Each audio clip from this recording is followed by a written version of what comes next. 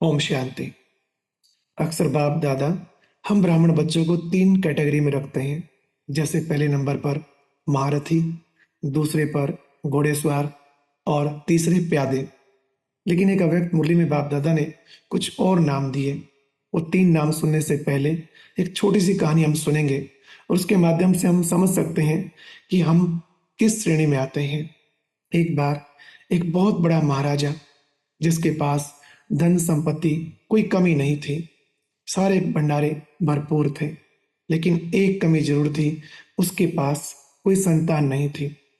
लेकिन फिर भी राजा बहुत खुश था, क्योंकि प्रजा से उसका बहुत स्नेह था। अपनी संतान की तरह प्रजा को भी बहुत प्यार करता था। एक बार उसने सोचा कि क्यों ना शरीर छोड़ने से पहले जो भी भंडारे हैं, जो भी खजाने हैं, उनमें से कुछ प्रजा को बांट दूं, कुछ उपहार दूं। ये विचार रखकर राजा ने अनाउंस किया कि 2 दिन बाद एक दरबार लगेगा, उसमें जो भी आएगा उसे कुछ न कुछ राजा की तरफ से उपहार अवश्य मिलेगा। जैसे अनाउंस हुआ, 2 दिन बाद हजारों की संख्या में प्रजा वहां पहुंची। सब वहां बैठे तो थे, लेकिन मन में एक उत्सुकता थी कि कब राजा आएंगे, हमारे लिए उपहार लाएंगे, हम सबको बांटेंगे।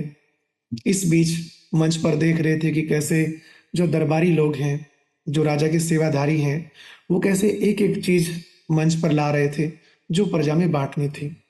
और कुछ ही देर बाद वहां राजा भी पहुंचा। राजा प्रजा को देखकर बहुत खुश था। उसने कहा कि चलो एक एक करके सब आओ, आज आपको मनपसंद उपहार देंगे।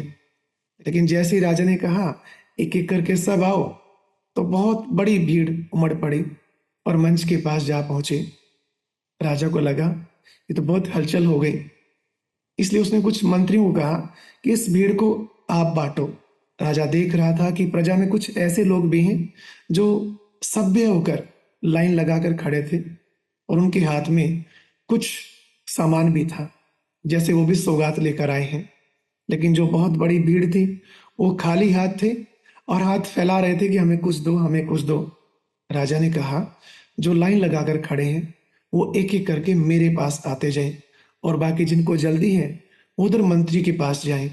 जो लंबी लाइन लगी हुई थी उनमें से एक एक करके राजा के पास जा रहा था और उनके पास जो भेंट थी वो राजा को दे रहा था और राजा से ले रहा था। ऐसे करते करते लाइन में बहुत कम व्यक्ति खड़े रह गए। लेकिन राजा देख रहा था कि कुछ ऐसे अभी भी थे जो सीट पर बैठे हुए थे, कुर्सियों पर बैठे हुए थे इत्मीनान से। तो राजा ने कहा कि इनको भी बुलाओ जो बैठे हुए हैं, क्योंकि जिनकी लाइन लगी हुई थी वो तो पूरे हो गए। तो राजा ने उनको बुलाया, उनसे पूछा आप इतना आराम से बैठे हैं, निश्चिंत होकर बैठे हैं, कि आपको सौगात नहीं चाहिए? अगर सारी बट गई तो उन्होंने कहा नहीं राजन, हमें मालूम है कि आप पूरी प्रजा का कितना ख्याल रखते हैं और आपके पास, आपके भंडारे में कोई कमी नहीं है। हमें विश्वास है कि आज हमारे लिए भी आप कुछ ना कुछ लेकर आए हैं। हमने सोचा कि जिनको जल्दी है पहले वो लेकर जाएं, हमें तो मिलना है ही, इसलिए आराम से बैठे हुए थे। राजा बड़ा खुश हुआ। बाकी सबको तो जो उपहार देना था वो दिया, लेकिन इन आत्माओं को कुछ विशेष गिफ्ट दिया। अभी जो आपने कहानी सुनी, इसको सुनकर आपको लगा होगा कि हम कौन सी श्रेणी में आते हैं। एक बार अव्यक्त बाप दादा ने कहा था कि मेरे पास 3 प्रकार के बच्चे हैं, अधिकारी बच्चे, व्यापारी बच्चे और भिखारी बच्चे भी हैं। भिखारी की श्रेणी में वो आते हैं जिनके पास देने के लिए, करने के लिए कुछ नहीं है। उनका पुरुषार्थ बहुत थोड़ा सा होता है। वो औरों को ही कहते हैं कि हमारे लिए योग कीजिए, या कहते हैं कि हमारी ये तमन्ना बाबा ने पूरी नहीं की, वो नहीं की, ये कमी रह गई, वो कमी रह गई, हमेशा शिकायतें करते रहते हैं। उनको सिर्फ चाहिए। अक्सर दीदियों को कहते हैं कि ये तमन्ना कैसे पूरी हो सकती है, तो दीदियां कहेंगी आप पुरुषार्थ करो। तो पता क्या कहेंगे कि चाहते तो हैं परंतु हो नहीं पाता। दीदी कहेगी अमृत वेला करो, कहते पता नहीं क्यों आंखें नहीं खुलती, मुरली में रोज आया करो, टाइम ही नहीं मिलता।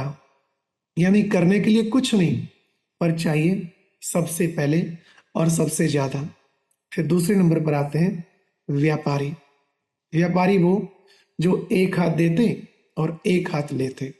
यानी आपने सुना होगा कभी कभी कोई अपनी तमन्ना पूरी करने के लिए कहता है कि हमने 21 दिन की भट्ठी की और हमें ये प्राप्ति हुई। कभी कोई ज्यादा दिन की भी योग तपस्या करता है लेकिन बदले में कुछ इच्छा रखता है। ये हुए व्यापारी वर्ग वाले। लेकिन जो तीसरे नंबर पर है, इनको तीसरा नंबर नहीं फर्स्ट नंबर कहेंगे।